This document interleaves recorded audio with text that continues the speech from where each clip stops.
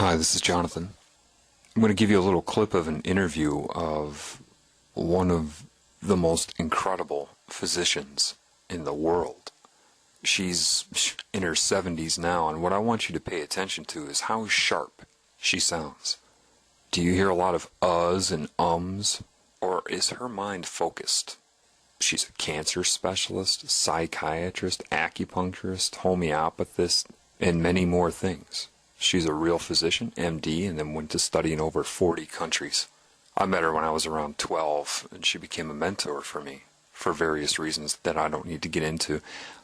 Everybody has their role. Some people are quiet healers.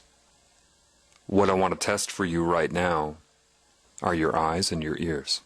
There's an answer being given to you in this interview. Let's see if you can extract the information that is vital to what's happening to people. You're concerned about people being dumbed down. Maybe there's a part of the body that is being targeted. No, I'm not going to give you the answer. Like I said, I've got to teach you to see. You cannot depend upon me, so I won't answer the question in email. See if you can get the answer in this interview. And could you elaborate on what spiritual science is? Well, it started out with Rudolf Steiner in the 20s. Some physicians went to him and said they would like to use a more holistic approach and looking at the total body from a cosmic as well as earth standpoint. And he gave some lectures to young doctors, which is now in a book form. And if you try to read it, it's going to really puzzle your head. Because he really did talk about how certain planets affect different organs in the body, which, of course, maybe Paracelsus knew things like that, but certainly I never heard about anything like that. So, and he also began to work with a doctor who he suggested she go to medical school. She was a massage therapist, and she went to medical school.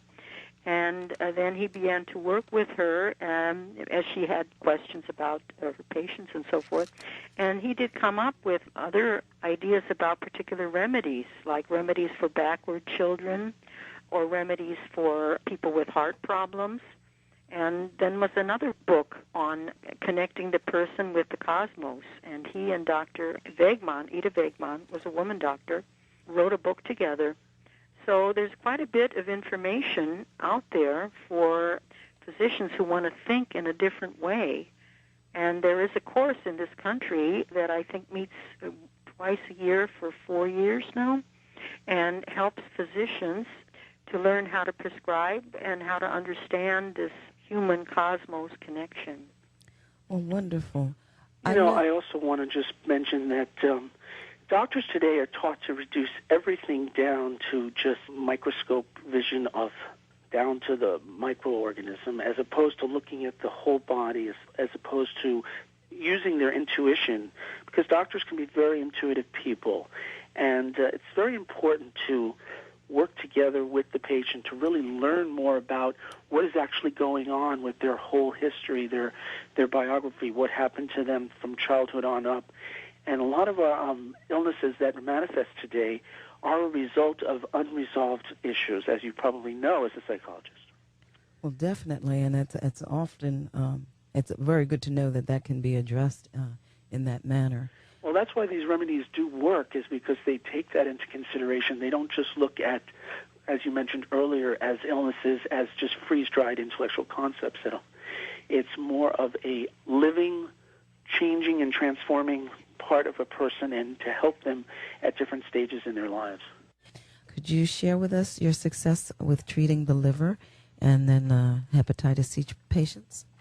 Yes, I think that the liver is really an organ that's been totally abused by our society. I would say that I probably treat the liver on about 80 to 90% of my patients.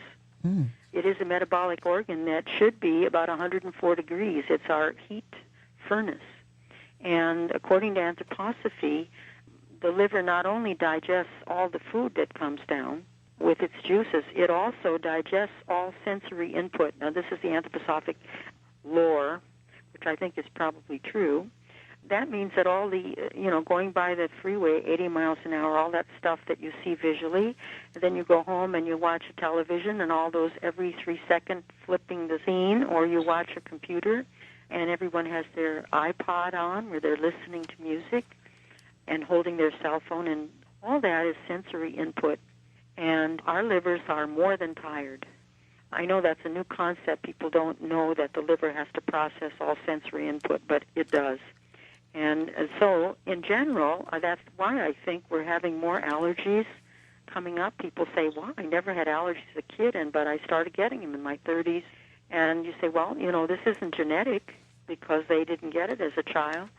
So if we look at the lifestyle, we see that the liver really is overwrought. With the toxins in the environment, it has to break up. And then our sensory input, which we do have control of, a lot of it. So they don't know about that. So we do talk about that. And I did have an experience of being able to help some hepatitis C patients, because a lot of the hepatitis C patients don't respond to the interferon ribavirin. The most common type of hepatitis C does not respond very well. So these people were looking for something to help build up their livers. And then someone who had a cure from this, using anthroposophic remedies, talked to someone at the local newspaper, and all of a sudden I ended up with over 45 hepatitis C patients over the last some years. And they've responded very well to the remedies for liver. And they do have to self-inject. That's another anthroposophic concept that most people in this country are pretty wary of. People are used to using injectable homeopathy. In Europe, it's totally common, but here it's kind of odd. I also want to mention colds and flu that we sort of ran over last time. There's an excellent remedy from Uriel that can cure pneumonias. I've never had a pneumonia that didn't get cured with injectable remedy from the Uriel pharmacy. So when you say cure, you mean it enabled the immune system to strengthen the immune system, function right, sufficiently enough to be able to allow the body to heal itself? Well, with people that aren't responding to antibiotics, right. Some of the pneumonias are small viruses that the antibiotics don't do anything for. So I've had some very good results with that. You have any questions about the hepatitis C patients? Yes. Well, for example, maybe you could give us some idea of a time frame within which patients started to see improvements, maybe some of the products that were used. I don't know if there's more than one at this point. Anything of that nature with either the liver or the specific hepatitis C. Well, they do check the viral load on hepatitis C. They check it once a year to see whether the viral load is going down. And all of the patients that I treated, the viral load went down. It seemed to me that it was about a 3-year period of time that it would go to zero, that there was no more viral load.